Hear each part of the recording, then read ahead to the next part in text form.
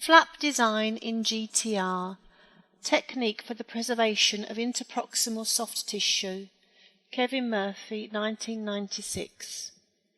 In guided tissue regeneration, exposure of the membrane as a consequence of flap sufferance usually happens on interproximal sites. In the area of greatest aesthetical importance, thanks to a number of changes, this occurs less frequently. The technique for preserving the interproximal soft tissue, published by KMurphy in 1996, finds its maximum indication in surgical treatment of infraosseous defects, principally localized on the vestibular and interproximal side. A 31-year-old patient comes to our notice with an oedema and a tumification of the soft tissue in correspondence with the upper right centre maxillary. Periodontal probing and the periapical radiograph reveal the involvement of the deep periodontal structures. After meticulous initial preparation, it is possible to see an improvement in the quality of the soft tissue, although still associated with deep residual probing measurements on the centre right.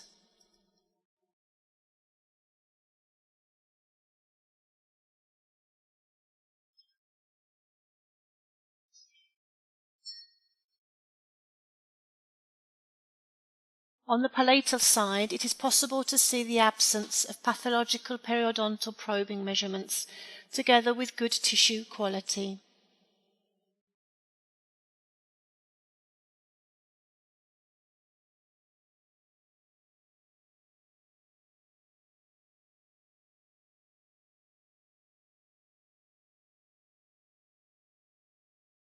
Two beveled incisions are made on the palatal side, starting from the mesial corner line of the two central teeth, which, joining each other at about 10 mm apically, form a wedge of long, thin, triangular-shaped tissue.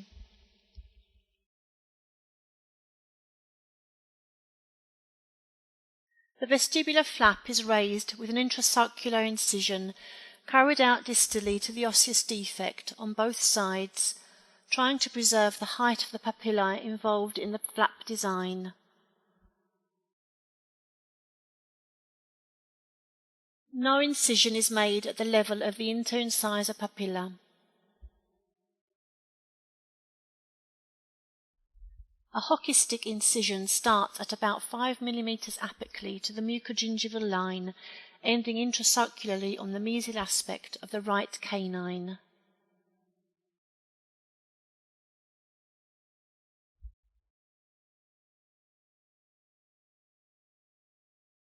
This incision is then repeated on the left side.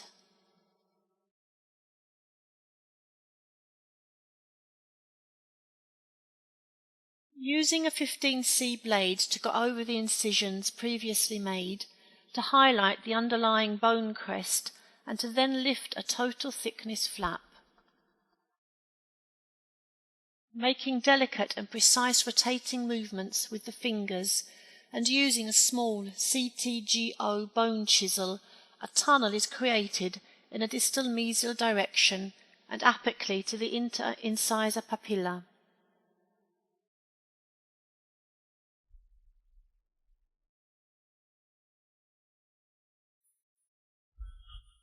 Passing to the palatal side to raise the papilla triangle, using firstly the rod chisel or posterior adaptation chisel to favour the initial raising. The papilla triangle is then delicately raised from the alveolar bone. Returning on the vestibular aspect, a number 12 surgical blade is used, and with the help of the CTGO, the detachment of the tissue is accentuated, amplifying the apical tunnel to the papilla. Cutting into the residual fibres on the mesial aspect of both of the incisors. It is advisable to use a periodontal probe which, placed parallel to the margin which has been cut into, helps to minimize the trauma and to keep the apical base of the tunnel raised. With delicate movements in a palatal vestibular direction, the CT-GO completely displaces the palatal papillar triangle on the vestibular side. At this point, the total thickness vestibular flap is generously raised until the apical extremity of the defect is evident and a certain amount of healthy surrounding bone. The granulomatous tissue within the defect is quickly removed using a tungsten carbide triangular-shaped multi-blade burr mounted on a high-speed handpiece. A 40-micron medium-grain diamond football burr is then used and a universal curette Young Good 7/8 for root planing and for a more accurate debridement of the surrounding bone defect. From the intraoperation measurements carried out with a UNC 15 periodontal probe, data is recorded regarding the bone defect. The palatine side is not involved so far as support loss is concerned. Given the total absence of the vestibular wall together with moderate interosseous lesions, an autogenous bone graft from the lateral left mandibular area is opted for. After raising a full thickness flap using a very effective bone scraper for this purpose.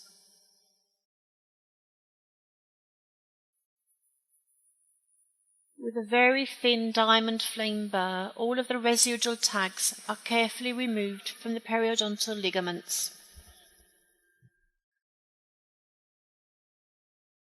Then the final intraoperation measurements of the bone defect are carried out.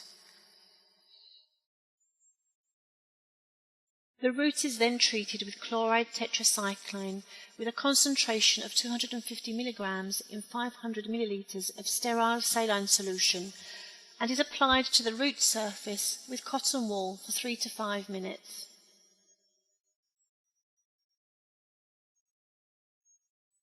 The roots on the defect are then irrigated with an abundant jet of physiological solution for 30 seconds. Then a Gore-Tex interproximal titanium-reinforced non-resorbable membrane is moulded, positioning it on the cemento-enamel junction of the two central teeth. The membrane is firstly moulded and then positioned distally to the right central and further shortened so that it doesn't interfere with the lateral left apparatus attachment.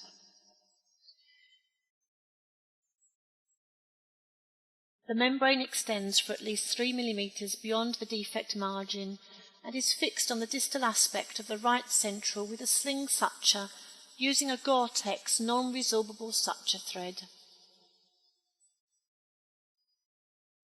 Prior to vestibular overturning of the portion of the membrane, the graft is taken to the site with a suitable instrument, in this case a Pritchard is used, and is delicately pressed little by little into the defect until it is completely filled to the osseous walls present. Continuing with overfilling.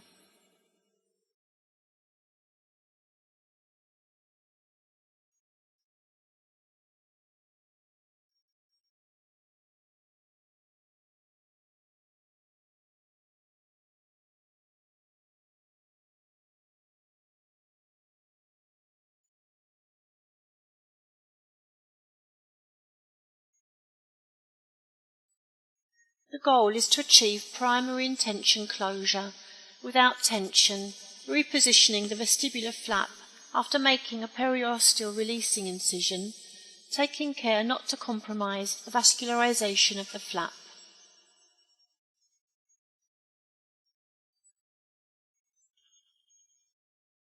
The first simple interrupted suture, using Gore-Tex thread, involves the papilla between 12 and 11, both palatally and vestibularly.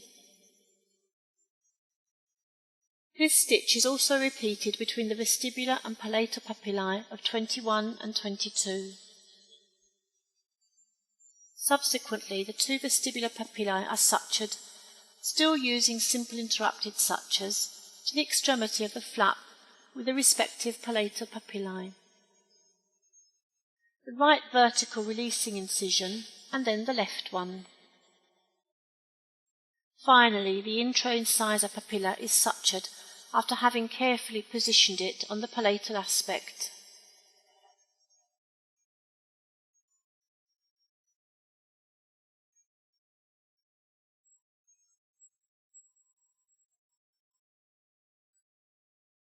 The suture passes through the thickness of the papillar triangle, re-entering in a more apical position, thus creating a vertical mattress stitch, and then exiting apically in the palatal tissue.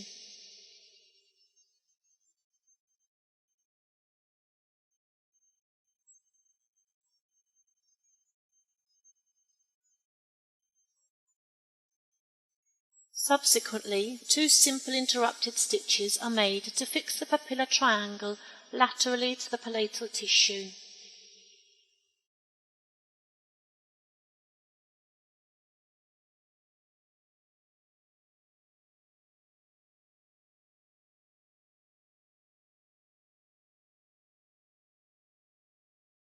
After having carried out this suture technique, it is possible to appreciate an adequate coronal movement of the vestibular flap and complete closure above the membrane of the palatine flap.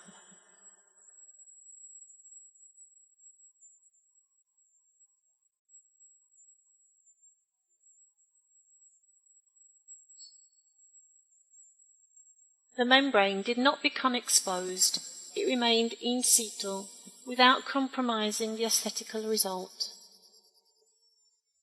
3 months after the operation, using anaesthetic, the membrane is removed with the palatal incision at the base of the intra-incisor papilla, then extending intrasulcularly in the two neighbouring lateral teeth. On the vestibular aspect, starting with the distal papilla of the right lateral and then continuing intrasulcularly, involving all of the other 3 teeth, once again maintaining the integrity of the intra-incisor papilla on the interproximal aspect. In order to raise a triangular flap, a vertical releasing incision is made on the mesial aspect of element 13. Returning to the palatine side, a flap is raised using a CT-GO, which makes it possible to reach the underlying membrane in order to remove it. A rod chisel is then used for overturning the interproximal soft tissue and transport it, maintaining the integrity of the flap, on the vestibular side. A vestibular flap is then raised, which makes it possible to highlight the peripheral extremity of the membrane in order to be able to completely remove it, preserving its integrity. The only simple suspended suture is removed, which kept the membrane fixed to the distal aspect of the right central.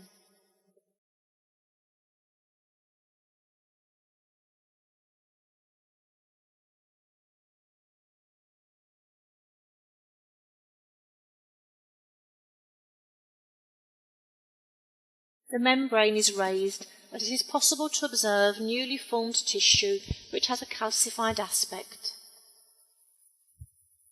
The membrane is also completely removed on the palatal aspect and finally eliminated. Comparing the actual clinical image with that of 3 months previously, immediately after the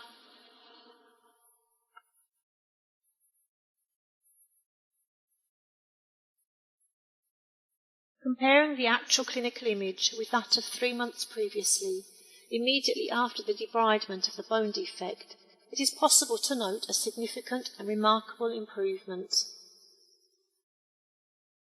A periosteal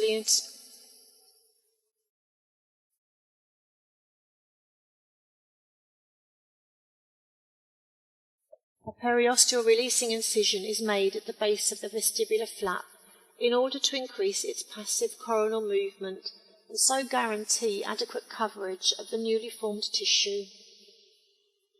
Once the desired positioning of the flap is obtained, simple interrupted stitches are used with EPFTE thread, starting from the intra-incisor tissue, which is stabilized with the interpalatal tissue. The residual vestibular papillae are subsequently sutured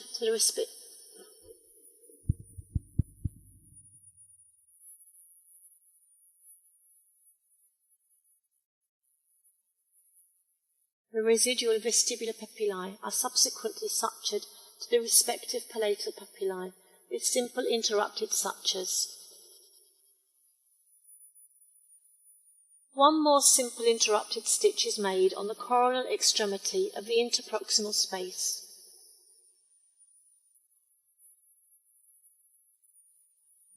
Re-examining the clinical situation and the pathological state existing before the periodontal surgical operation, using a regenerative technique with a membrane, it is possible to appreciate the periodontal, but also and above all the aesthetical improvement.